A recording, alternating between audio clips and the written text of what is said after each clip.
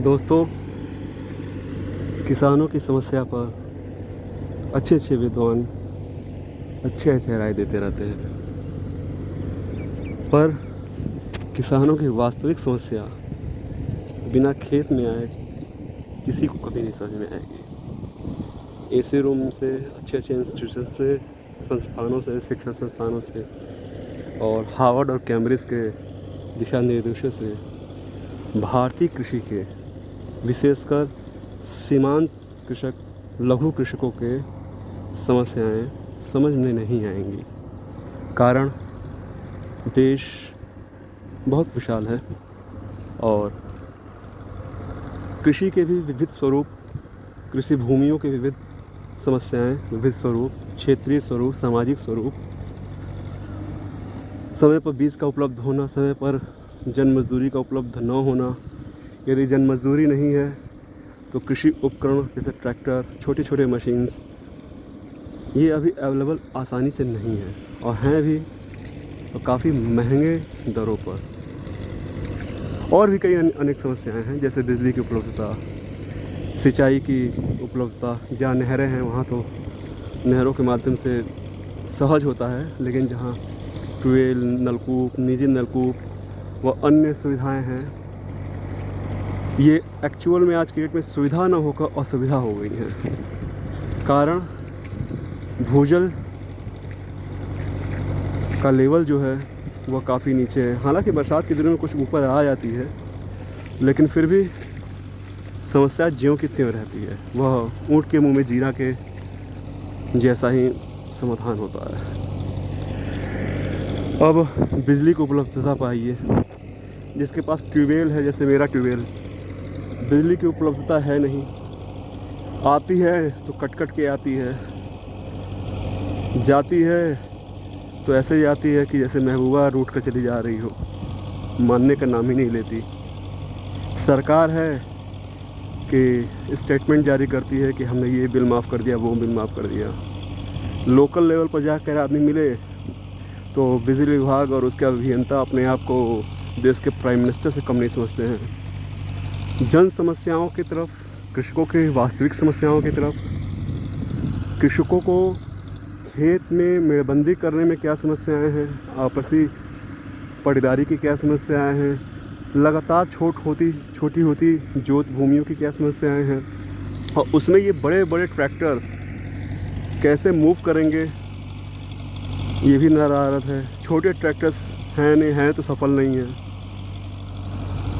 अनेक समस्याएं हैं जो 2 मिनट, 3 मिनट, 5 मिनट में समझाई नहीं जा सकती। क्यों? क्योंकि ये व्यवहार है और व्यवहार को शब्दों में निरूपित नहीं किया जा सकता, यह असंभव है। और यदि कोई प्रयत्न भी करे तो समझने वाले उसमें क्या क्या एंगल निकालेंगे, ये भी कहना मुश्किल है। कुछ कहेंगे कि अपने आप को यूट्यूबर या अपनी वॉइस को या अन्य प्रकार से व्यक्ति हिट करने की कोशिश कर रहा है, लेकिन जब आप उतर के खेतों में आएंगे ना तो समस्याएं समझ में आती है। मैं भी कृषक परिवार का ही लड़का हूँ, लेकिन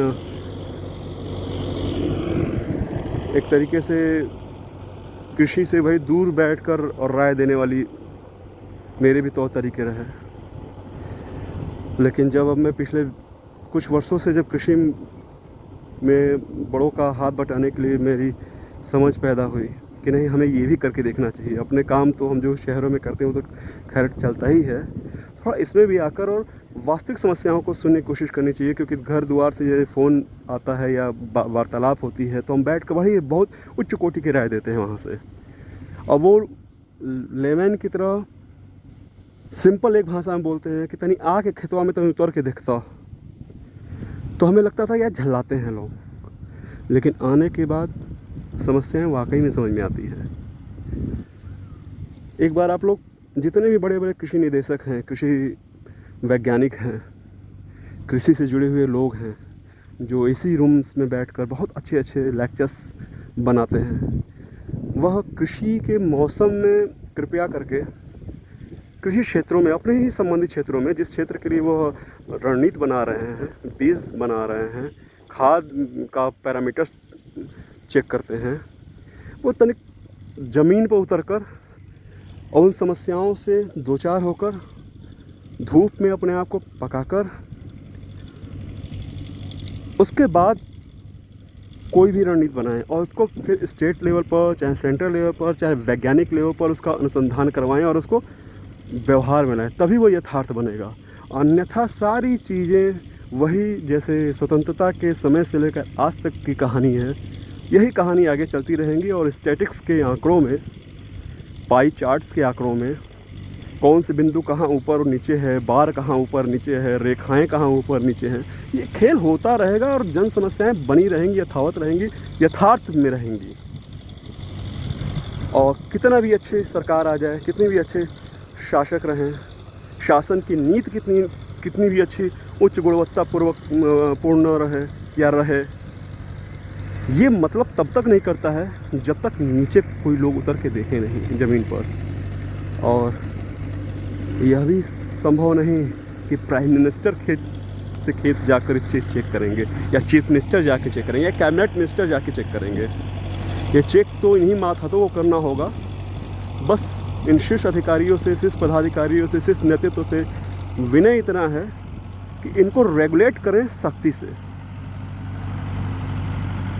या तो सैटेलाइट के माध्यम से या कोई चिप माध्यम से। वैज्ञानिक लोग इसमें रास्ता बताइए, उनका क्षेत्राधिकार है कि ज़मीन पर क्या समस्या है, कृषकों की समस्याएं क्या क्या हैं, उसको समझें। किसी तरीके से फसल तैयार होती है तो समय पर लेवी, सरकारी गोदाम ये नहीं खुलते हैं। जो व्यक्ति गांव में है वो तो दौड़ धूप कर लेगा, लेकिन जो व्यक्ति बाहर रह रहा है, उसका वो किसी प्रतिनिधि के माध्यम से गांव में अपने काम करवा रहा है, या 2 दिन के लिए अपने सारे कार्य छोड़ कर आ रहा है, उसके लिए तो और दुर्भर हो जाता है ये सब चीज़ें मैनेज करना। धीरे धीरे किसी से उसका मन विमुख होने लगता है। ऐसे में हम श्री अन्न खेती की बात कर रहे हैं। क्या श्री अन्न खेती से संबंधित चीज़ें जो लोग जैसे देवरिया, गोरखपुर, पूर्वांचल, उत्तर प्रदेश के अन्य क्षेत्र या अन्य देश के अन्य हिस्से जहाँ श्री अन्न मोटे अनाज की उपज नहीं होती है, या लोग करना छोड़ दिए हैं, 1 पीढ़ी बीत गई है, 2 पीढ़ी बीत गई है, ये तीसरी पीढ़ी चल रही है, वो कैसे श्री अन्न के बारे में जानेंगे, कैसे वो इसका उत्पादन करेंगे, इस पर विशेष जोर होना चाहिए। जैसे यहाँ पर गांव में उतर के अगर मैं कह रहा हूँ सबसे कि मोटे अनाज, कोदो, सावा, राई, कंगनी ये सब बोया जाए, जन सहमति नहीं मिल रही है इस पर। क्यों? क्योंकि लोग लगता है कि किसी तरीके से गेहूं हो जाए, यही बहुत बड़ी बात है। धान पर सामर्थ्य बिटोर के लोग तैयार होते हैं, क्योंकि धान पानी की फसल है, और हम कितना भी मना करें डाई, यूरिया और केमिकल खादों से आप लोग दूर रहें, लोग मानेंगे नहीं। रीज़न वही है, मेहनत ज़्यादा, उपज कम, तो लोग परंपरागत खाद्य फसलों का उपज नहीं कर पा रहे हैं। मवेशियाँ लगभग दरवाज़ों से अब गायब हो चुके हैं, इसीलिए दूध वगैरह उनसे संबंधित चीज़ें भी महंगी मिल रही हैं। गोबर खाद कहीं है नहीं। फसल उग जाएगी तो फिर बछड़ू, बैल, सांड जो होते हैं, बैल तो कॉन्सेप्ट खैर गलत शब्द निकल गया, अब तो वो है ही नहीं। बछड़ू से सीधे सांड बन जा रहे हैं, या बीमार जो गाय जो लोग छोड़ दे रहे हैं, वो इन फसलों को भी बहुत नुकसान पहुंचाती हैं।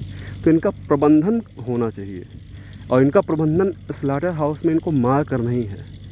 प्रकृति ने जीव भेजे हैं तो जीवों को बंदोबस्त करके भेजी है। हम मानव हैं कि इनके क्षेत्र में अतिक्रमण कर इनको दुखी कर रखे हैं।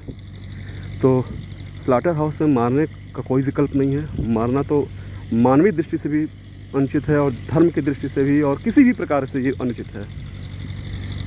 हाँ, इनका प्रबंधन अवश्य होना चाहिए, और ये प्रबंधन कौन करेगा? नीचे एक मातहत अधिकारी। और जो मातहत अधिकारी या जो ग्रुप सी या ग्रुप डी के लोग जो चयनित होते हैं जिन चीज़ों के लिए, और विभिन्न टाइप से चयनित हो रहे हैं, विभिन्न टाइप पर समझिएगा आप लोग, योग्यता के अतिरिक्त भी कई टाइप्स होते हैं। तो वो फिर उसी टाइप में जो प्रबंध किए होते हैं, उस प्रबंधन को कैसे हम वापस करें, जो एकत्र करके दे रखे होते हैं, उसकी वापसी पर उनकी नज़र रहती है। और जब एक बार लत लग जाती है तो वापसी की नज़र फिर अपने कुबेर जी के तिजोरी की पूर्ति में रहने लगती है। एन केन प्राकारेण। तो इसलिए शब्द ज़्यादा होते जा रहे हैं। न मैं भ्रष्टाचार पर कुछ कहना चाह रहा हूँ, न किसी पॉलिटिकल पार्टी पर कुछ कहना चाह रहा हूँ, और न ही किसी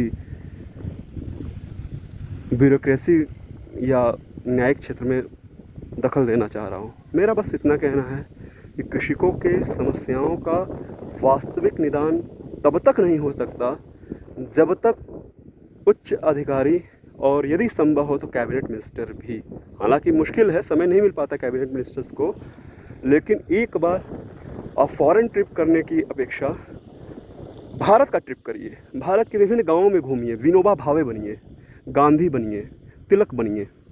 एक बार तिलक, विनोबा भावे और गांधी से शिक्षा लीजिए कि गांधी कैसे, जब संसाधन नहीं थे तब गांव-गांव में गए थे।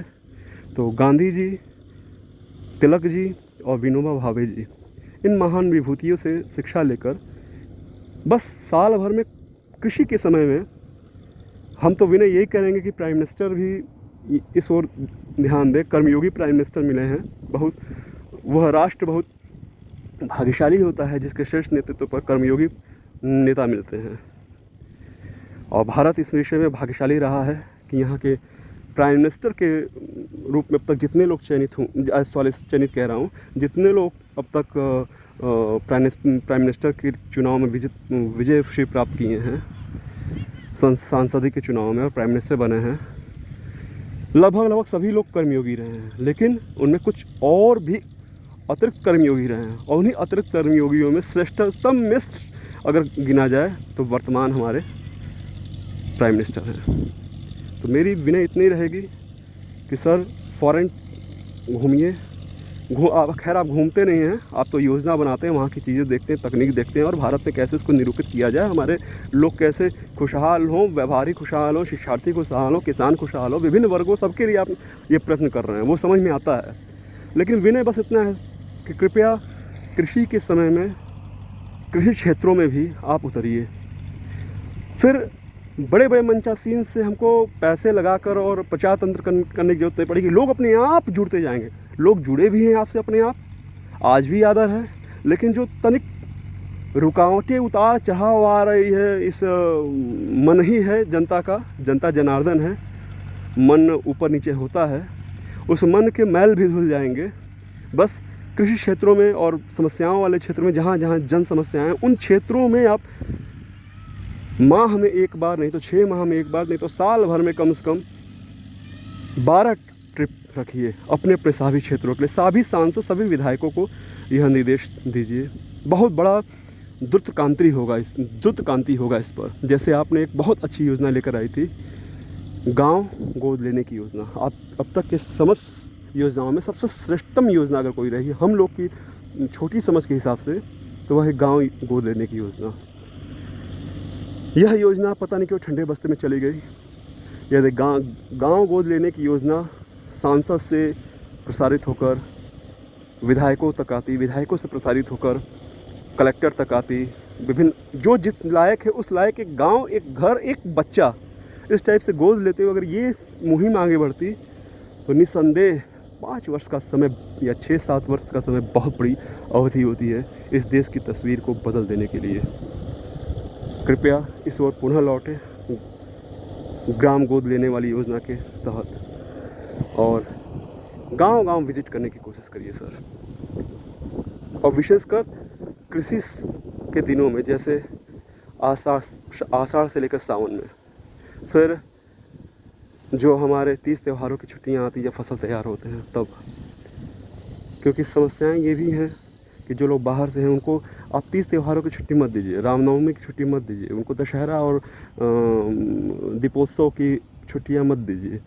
उनको उस छुट्टी को एडिट कर लीजिए कि आप अगर खेती बाड़ी में लेके जाते हैं तो आपसे इससे अतिरिक्त हम आपको छुट्टी दे रहे हैं। वो उसी में हर्षित हो जाएंगे। या उनसे विकल्प रखिए, क्या आप इन त्योहारों में छुट्टी लेना पसंद करते हैं, या इन त्योहारों के बदले आप चाहते हैं कि हम अपने कृषि जन इस समय हम कृषि से जुड़े हुए हैं, तो हम कृषि के लिए मानवीय संसाधन के रूप में अपने खेतों में जाने के लिए हम प्रस्तुत हों, तो वो छुट्टी एक्चुअल छुट्टी ना होकर वो इकनॉमी में हमारा एक रोल प्ले होगा। क्यों? क्योंकि हम ऑफिस में ना होकर फिर हम खेतों में आकर हम उत्पादन के कार्यों में लगे रहेंगे। तो हमारी छुट्टियाँ होते हुए अपने लोगों के बीच में मिलन भी होगा और इकनॉमी भी ग्रोथ करते रहेगा। ये नहीं कि हमारी इकनॉमी का पहिया रुक जाएगा, हम कृषि की इकनॉमी में, उत्पादन में, उस इकनॉमी को आगे बढ़ाने में हम अपना रोल प्ले करेंगे उन छुट्टियों में। तो कृपया इस ओर ध्यान दिए सर, विनय है, इस विनय को स्वीकार करें। आप हमसे अधिक ज्ञानी हैं, बुद्धिमान हैं, विवेकी हैं और अपेक्षा यही है कि इस ओर ध्यान आप दें, इस समय की मांग है। धन्यवाद। वंदे मातरम। जय भारत, जय जगत।